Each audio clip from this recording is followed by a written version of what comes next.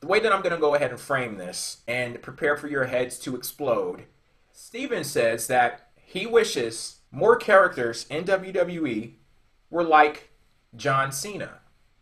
So, Steven, I hope your doors are locked and everything, or at least you speak, quickly enough to explain what it is that you're talking about. But Yeah, I could what do you explain. mean?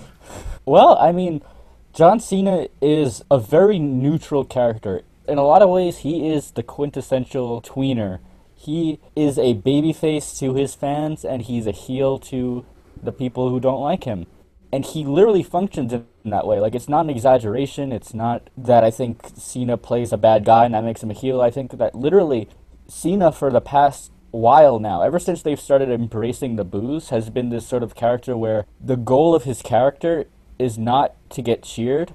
It's basically to elicit whatever reaction they think he will get in that situation. So if he's in a crowd full of his fans, then yeah, the goal is to get cheered. But if he's in a crowd full of his haters, then you will see him go and say things explicitly to get booed, or he will just fulfill whatever expectation people have of him. So basically, he functions on as this quintessential tweener, and the result of that is every match he's in really is not a match between a face and a heel. It's a match between a neutral guy and usually another neutral guy. Because when you're up against John Cena, the heels sort of become baby faces with half the crowd by default. So you can go to any feud that you want, except for maybe the one with Rusev, where he was clearly the heel. But if you go with Owens, Owens was kind of pandering to the crowd against Cena. If you go to CM Punk, he was, even when he was a heel against Cena, kind of a babyface when it comes to everyone that didn't like Cena. Daniel Bryan is another guy. Randy Orton. So everyone who faces Cena ends up becoming sort of a tweener because he is one. And I think those are the most exciting atmospheres these days. Whenever you have a heel versus a face, usually these days doesn't really fly because we're all sort of caught onto the game. We know what's going on. We know the heels are trying to get us to boo them. Somehow it works with Daniel Bryan because this guy is just so likable and the Authority was just so hateable that it worked. But I would say that's the exception. Usually those heel versus face feuds, they're just not hot. The hottest feuds are the ones between neutral parties.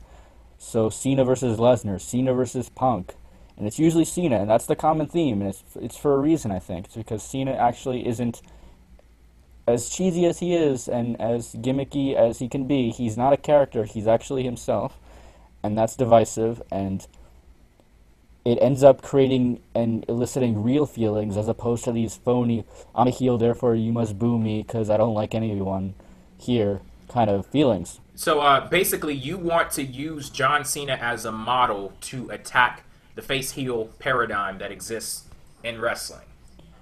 Yeah, I think it's an outdated model. I think it doesn't work, and I think a lot of people have nostalgia over this model who are in the business. Like you'll see JR, for example, saying, "Oh, we need more heels. It's all about heels and faces." To me, like with all due respect, these guys clearly know what they're talking about, but I disagree. I think the world has moved on. Heels and faces, by and large, do not work anymore.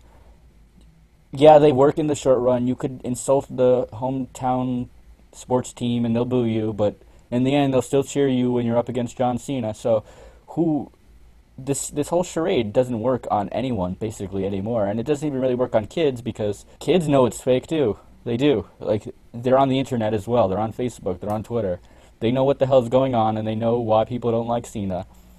And so this whole charade is, you can't keep it up. It doesn't work anymore. And so I think you need to embrace something that does work, and that's whatever John Cena has tapped into. However, I think that John Cena's oversaturation over the years is the reason why we're at this point today. I don't disagree with what you're saying. I'm just saying that I think if it wasn't for John Cena being put in the spot he was in for so long, so many times, I don't think there would be anywhere near as much negative reaction to his character even today. Because I remember when his character wasn't getting that negative reaction in years past, but that was before he had become, champion. Like he was maybe a 4 or 5 time champion, but wasn't a 15-time champion. Didn't win every damn time. There wasn't an LOL Cena wins thing quite yet, even though he was the top guy undeniably. I think that because he's been in that spot for so many years, that's what created that negativity to the extent it's at. I'm not saying there wouldn't be any, but I just don't think it would be as strong. Yeah, I agree with you, and you might be totally right, but I'm not really interested in why this has happened. I'm just making the observation that the hottest crowds and the most interesting feuds always involve John Cena, and I don't.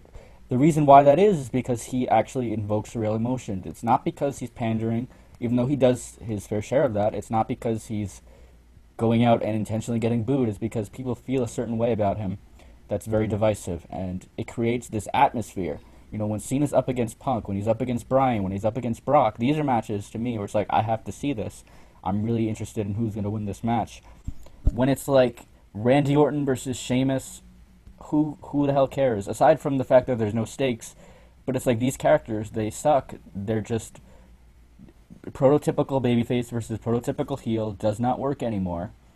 What you need is two guys who are by and large neutral with the fans. You basically let the fans choose who they want to win, and you let them cheer and boo who they want. And another instance of this goes to NXT, where you don't have John Cena, so you can't say, well, it's because he was oversaturated, because I can point to the two matches on the latest NXT TakeOver, which were the main events, Owens versus Balor and Bayley versus Sasha, and both of these matches featured what I think are fairly neutral parties all around. Despite the fact that Kevin Owens is a dick, he is the type of heel that you're able to cheer for and you don't get punished for doing so. You know, like if you want to cheer Owens, that's something that you're allowed to do. And when I was there at NXT TakeOver, the split down the middle between Owens and Balor was literally 50-50. And to me, that's where you want to get for any big match, is 50-50. Because to me, it's like a sports game, you know. If it's 50-50, both guys have their fans, both guys have their detractors. And the same thing with Sasha and Bayley, although I think Bayley had a lot more cheers, maybe 70-30 or 60-40, but nonetheless, it was, you could safely cheer for either person and you wouldn't be punished for it. Like, you wouldn't feel like you're doing something wrong, you know. Like, when you cheer for heels on the main roster, you kind of feel dirty about it because, you know, you're kind of going against the grain, like, this is not the way things should be. But in NXT and with a lot of Cena's feuds, you don't really feel like you're going against the grain. It feels like you're choosing one side and you're being allowed to cheer for who you want. And to me, that's how wrestling should move. That's the direction that we should be going in. Yeah, I completely understand what you're saying. Like, basically, I think what you're trying to get at is you want, like, real emotion to be attached to what's going on. Not necessarily saying, like, WWE saying, oh, hey, you have to cheer for this guy and have to boo for that guy. Because I think in situations like that, you do get people who just like to rebel and say, I'm going to cheer for that guy because WWE told me to boo him. But in situations like with John Cena, he's unapologetically who he is, and you either like him as that or you hate him. But when it's very difficult to talk about this because I love the idea in theory. It's just that when we start to get to the point where we're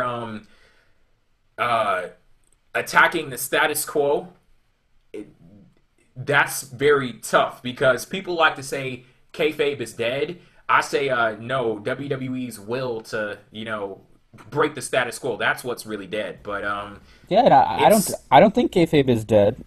I just think the new kayfabe does not rest on heels versus faces. It rests on who people like and who they don't like. You know, when Punk was going up against Cena, that was all kayfabe.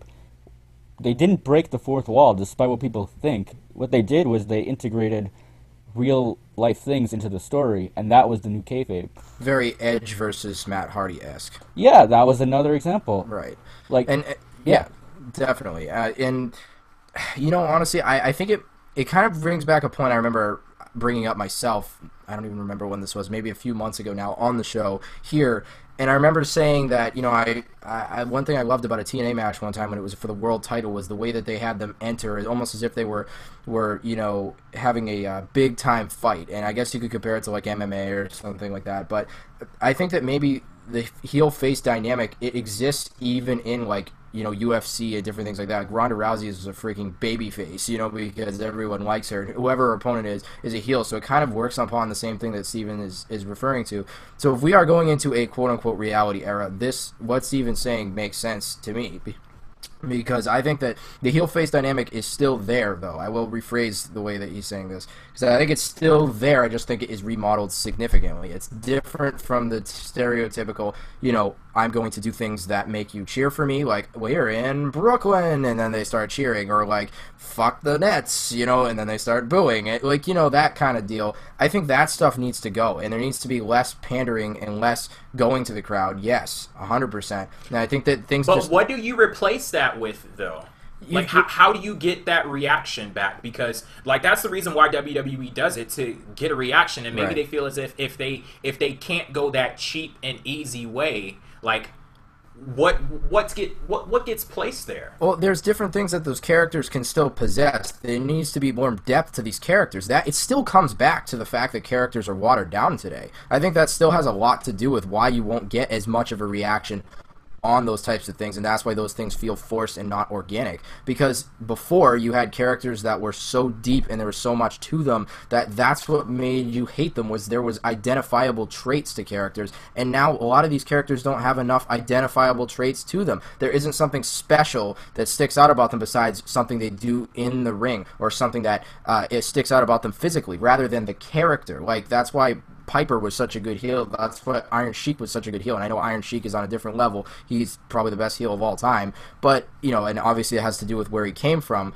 But still, like, the gimmicks that those guys had at that time period were so different. It was more of a cartoon world at that point, and now people want reality more. And that's where what Steven's saying, I think, does come into play in 2015, because people know wrestling enough that they are going to cheer and boo for whomever. But at the same time, I still think if you had deeper characters, that heel-face interaction could work a lot better still. It's a lot more dead than it ever was, I think, truly because of the fact that characters are just not characters. You're basing most of these people on the roster are based upon what they can do in the ring and the style that they have about them, rather than identifiable traits. If I asked you to name like 5 to 7 traits about A, B, and C on the roster, I don't really think you can, besides a guy like a Cena or an Orton, some of the big guys. But any of the mid-carders and other characters that used to stick out over the course of time, there aren't those guys anymore. Like, Cesaro is awesome because he's strong, but what else is there to that guy? I'm running out of ideas already. Like, we love him because he's strong and he's a great wrestler, but that's why we love a lot of the people we love, and that is kind of where Steven's point comes into play. Yeah, you asked what do you replace it with? And Evan kind of answered how I would answer, but just to piggyback off of that, you replace it with basically character. You don't replace it with these stock heel face things. Like, you could still have good guys and bad guys, but they're not good guys and bad guys because you wrote down that one of them is a heel and one of them is a face. They're good guys and bad guys because those are who those characters are. Like Kevin Owens, he's done both things. So he's done things that make him seem like a bad guy, legit. Like when he does the shoulder thing, like, oh, did I beat Sami Zayn or whatever the hell he does, or whenever he insults the crowd, like legitimately, you get the sense that that's not Owens being a heel. That's Owens being a misanthropic sociopath. But then That's Kevin Owens being Kevin Owens. Yeah, but then Owens has also done the thing, and I'm sure this was Vince McMahon's idea, where he came out and spoke French, and that was not Kevin Owens. That was Kevin Owens being a heel. And so this is what it is. It's like so when you have a guy like, let's just pick any generic heel that I could think of, the Ascension. Well, why the hell are these guys bad guys? I don't know, because they're bad guys. You know what I mean? It has nothing to do with their characters. It just has to do with, well, we need some bad guys. The Ascension are some bad guys. Why is Sheamus a heel? Well, we need another bad guy, so he's a bad guy now. Well, why? You know what I mean? It's like, this doesn't come from any character. It's like they're just putting people into slots and, doing what they can to fill it in later. Like this person, all of a sudden they're now, cheating in their matches and things like that, Yeah, so there would still be heels and faces, but to me it would be like more of a bell curve. As it, like, right now you have on both sides half and half, whereas the bell curve would look like, well, there are some really identifiable faces and some really identifiable heels, but there are a lot of guys that are just neutral, and I think that's how real life is, and I think that's just how the roster should reflect reality, You don't just have a bunch of assholes and a bunch of good guys that switch alignment It's every month. It just doesn't happen. This is a very fascinating conversation for me. And once again, this is another reason why you're on this show, because I don't think that people think this way normally, but the way that you talk about it is very interesting. And we kind of like talked about this off air, like a character like Randy Orton, for example. Let's use 2009 Randy Orton. The way that he is a friggin' sadistic sociopath and things like that, like a character like that, like you're not saying, oh, we can't have a character like that. Well, you're saying that basically WWE should flip it, where we have now a few tweeners and everybody else faces and heels. It kind of should be flipped, and who you are and what your alignment is, it's based off of your character and it's based off of your actions. Yeah, so I think Randy Orton can still be a sociopath. He's not right now, which is another problem, because he was, and what the hell happened? Did he suddenly get therapy or something? I don't know what the hell happened. But yeah, if they wanted to make Randy a sociopath, I'm not saying you can't do that, but I'm saying you make Randy a sociopath because Randy Orton, the character, is a sociopath. You don't make him a sociopath because you've labeled him a heel and now you're looking for heel heat. You just make characters and you put them against each other and then you see what the hell happens, because whenever you do that, that's when you get the biggest crowd reactions these days. It's not when you just give them arbitrary alignments. That rarely works, and when it does work, it's just for a brief pop or a brief boo, heel heat, and it's not sustainable. That has a lot of the reason for why I don't like a lot of 6- and 8-man tags on shows, because you're literally just combining all these feuds together and having the faces on one side and the heels on the other side, and it's like, why would you be on the same team as me? Like, if I'm Kevin Owens and I only care about what's going on with me and Cesaro, I'm Kevin Owens, remember, and if I only care what's going on with me and Cesaro, why would I even participate in that match? Why would I want to be a part of that match? Like, unless it was to get my hands on Cesaro solely, there's no other reason for me to attack whoever else, because I don't care about them. They're not on my radar right now. Yeah, sure, I'm a heel and I don't like anybody, though. I wouldn't like my own teammates, so I wouldn't want to go out there and even have the match. So, to me, I think things like that are just really, like, lazy for booking. And I saw it even in the tag team build-up for SummerSlam a couple of weeks ago. Same exact type of deal. You had the same thing. Teams being on the same side because they were both baby faces or because they were both heels, like New Day teaming with the Ascension, flat out because of the fact that they were both heel teams. And it's like, but why? There's really no reason for that to always be happening. So I'm not really a fan of a lot of those matches, just because, like, how do you really get into something where it's just combining a bunch of feuds together? It's lazy booking, and it does nothing to build any of those feuds up further. It just has a bunch of guys wrestling each other. I want to go to a comment in the chat from Damian Clark. He says, what is the key in the reality era? Motivation. Everyone needs to have a motivation to know where these characters are coming from. And then he goes on to mention Daniel Bryan and Kevin Owens. They're like on opposite ends of the spectrum, and talks about their motivation. I cannot tell you how much I agree with that. Well, hell, maybe I can tell you how much I agree with that, because that's something I've been begging for years from WWE. You see a lot of people go out there, and I ask the question, like, next time you see somebody like a Dolph Ziggler on screen, ask yourself the question, why is he here? Like, why is he in WWE? What is he attempting to accomplish? And if you do that, like one episode of Monday Night Raw, next week, just watch the show and go line for line, every fucking segment that you see, when a person pops up on the screen, ask yourself, why are they there? And if you can't answer that question, then that's a problem. Well, exactly. Yeah. That draws right back onto what I was just saying about how they don't have the distinction to their characters. There's no traits that stick out about them. Like, why are they here? What is their motivation? What are they doing here? That kind of goes hand in hand with what I'm saying with, like, I mean, if there was more to their character, more depth to who they are and what they represent, then you would be able to answer that question. But you can't, because it's just like, oh, well, he's athletic and, he's a great wrestler. Like, what else is there? A lot of these characters you could say the same two things about. Like, oh, yeah, I love Owens because he's got power, and, I like Dolph Ziggler because he's athletic and, is really good in the ring and whatever, and sells great and whatever. His bumping is fantastic. But none of that has to do with his character, which is what? He's not even a show-off anymore. He's going out there looking like an 80s rocker with Bret Hart's tights on. I mean, what is Dolph Ziggler anymore, and his hair's not even blonde anymore. So, yeah, the comments about motivation, to me, that has nothing to do with the heel face thing. That's just something that's required of any character in anything ever. And so the fact that we can say this just shows you how how lacking WWE is. Like, even in the worst dramas that you will find, you could still usually answer the question, what does this character want? What does that character want? Not in WWE. Usually you can't. You can only say, well, they all want the title, I guess, maybe. They That all they want to can't even win. speak of until they're in the damn title feud. So Right. So yeah, the motivation thing is so much more fundamental. Like if they had that down, then the heel face problem wouldn't be so much of a concern because, that's just a fundamental of storytelling that they don't have. And of course I agree with all of that. alrighty, guys. Make sure you let us know what you think about this conversation. It's very ambitious, as all of your ideas are, Steven. I would like to see something like this implemented in WWE. But in the meantime, we do have Lucha Underground, which I'm going to ask you once again to watch. If you have not watched Lucha Underground, it's out there. It's waiting for you. So go ahead and give that a look. But